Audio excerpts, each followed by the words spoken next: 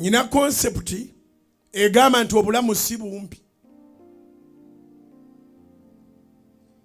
Kubanga bali emyaka gye waakamalawo.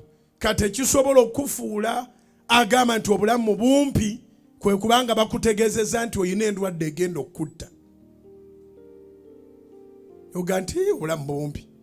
N'ow'ekinaana bw'omugamba nti ogenda kufa obulamu buyimpawa.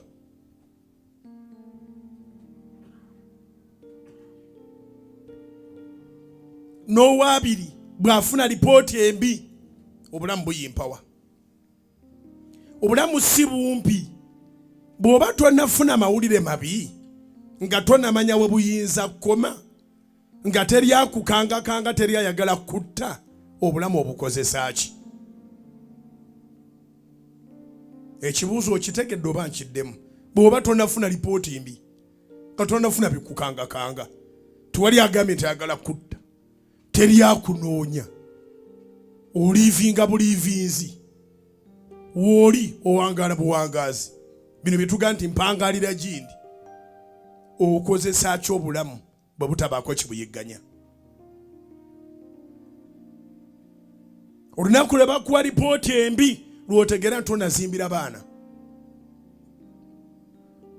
Kabe kasinge lw'otegeera nti tewali na gye bakuziika.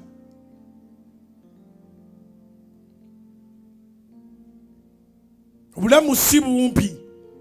Yiga okukozesa obwo obuliwo. Ngabo wataliyo sente entono, sente eba sente.